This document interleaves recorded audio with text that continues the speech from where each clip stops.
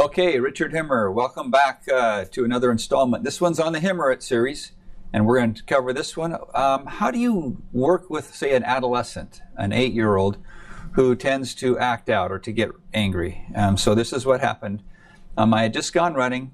I got a text from my son, Charles, who said, "Hey, Dad, can you call and talk to Abigail?" Abigail's my eldest granddaughter.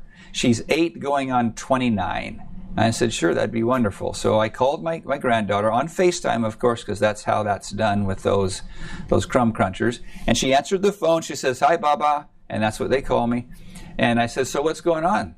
And she went somber, immediately went somber, so I could tell something was wrong. So her dad had to fill in the gaps. He said, "Well, this is what happened. Abigail was asked to clean her room along with her sisters, and she got really mad at everybody." And so I knew that was only a portion of the program. So I asked her, I said, "Okay, sweetheart, why don't you go ahead and tell me what happened?" So she told me. I'll get you the story real quick. But we're going to go ahead and take the entire story through the Himmerit process. So I said, "What triggered you? And so what got you real frustrated?" So I'm using both terminology. So what got you frustrated? She said, "Well, my dad told us to clean the room." She told all of us. He told all of us. I said, "All right." "And he said if we need any help, we could ask him for help." I said, "Uh-huh." And so I asked my dad. I could see that we're going to need help. So I said, "Hey, Dad, can you help me?" And then, right then, my little brother Oliver needed help. He's 1 year old. So Dad left and went and helped Oliver. And I was okay with that. But when he came back, he started helping my sisters. And I said, "Oh, what happened then?" She says, "Well, I got really mad." And I said, "Dad, I asked you for help. Can you help me?" And he didn't help me. He still helped my sisters. So I started getting more upset. I said, "Okay, where do you feel that right now? Imagine you're there now.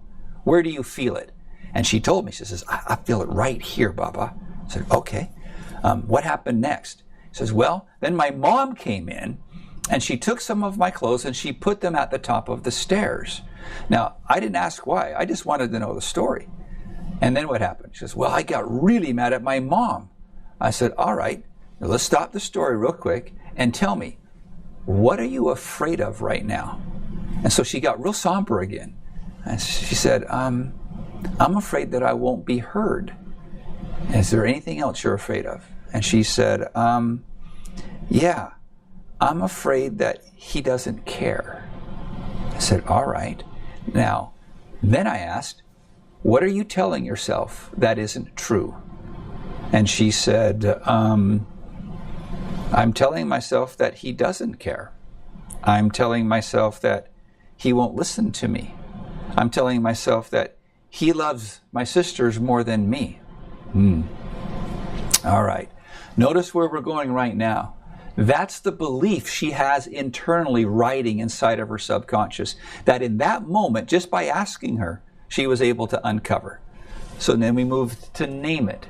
So I said, "All right, Abigail, pretend for a minute that you're 100 feet up in the air and you're looking down and you're watching yourself, your dad, your sisters, your mom, everyone." She said, "Okay." And I said, "Now, tell me about the behavior that Abigail is involved in." And notice I just moved to third party. She's now describing herself as an out-of-body experience, so she doesn't blame herself or shame herself. That's very important with a child.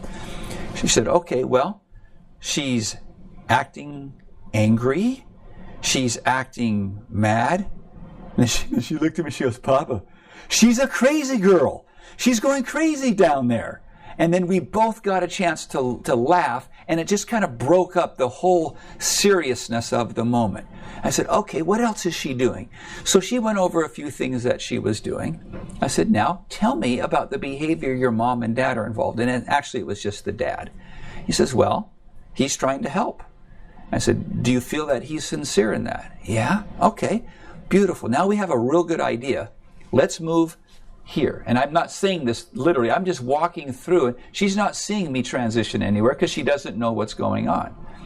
So I said, "Let's go ahead and play a game. Let's ask ourselves some questions that we could get answers to that would help us." First question. And I helped her with this one. I said, "What if," and I said, "Now, what was the thing you were telling yourself that wasn't true?" And she said, "That my dad isn't listening to me." I said, "What if your dad really is listening to you. She goes, okay. I said, imagine, close your eyes and imagine that. And she said, okay, I'm there. And I said, what would that look like? And so she just got the sweetest, soft smile on her face. And I said, now how do you feel? She goes, I feel good. I feel warm. I said, all right, let's ask another question. I said, Abigail, what if your dad not only cares, not only listens to you, but he wants you to be happy? What if you feel that's the way it is? She said, okay. I said, now what does that look like? She said, well, I ask him quietly again. I let him know what he told me. I work with my sisters. So this is an 8-year-old now recreating the scene, but it's coming out differently than it did the first time. And I said, now how do you feel? And she told me, Baba, I feel really good. I said, now keep your eyes closed. And I taught her a breathing technique called 4-4-8. I said, take a really deep breath in, Abigail, and count to 4. Now hold it for a 4. And she did. I said, now let it out through your mouth really slowly and count to 8. We did that 3 times. I said, can you feel your body balancing? Can you feel how good that feels? She goes, yeah. Then I walked her through every single one by telling the story again in her words. By the time I got back down to here and did the what if questions, she was very peaceful. She was seeing the whole story differently. And then I said the final thing. Would you please review that in your mind 6 more times?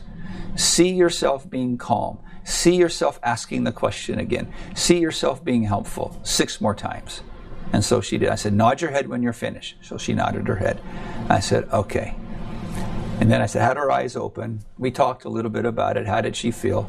And then I explained that she just got to experience a new way of believing, of doing a new behavior. And she got to do it 6 times. You do that over and over again, neurons that fire together, wire together, you create a new habit. And she doesn't have to go get triggered by her dad to practice. She can practice it in her own mind. This is an 8-year-old who just had an incredible experience. And now I get to talk to her every week. And I'll just tell you the last conversation I had with her 3 days ago. She called up and I said, how are you doing, Abigail? She says, Baba, I kept my happiness 3 times this week. In other words, she's catching herself. She's taking a deep breath in. She's processing it in nanoseconds. And she's able to stay regulated. It's a beautiful experience. From a grandfather's perspective, I could not feel greater joy. But it works in every facet of life. It will work for you. It will work for your children. It will work for your grandchildren. Thanks so much for listening. I hope this helps you very much. Bye now.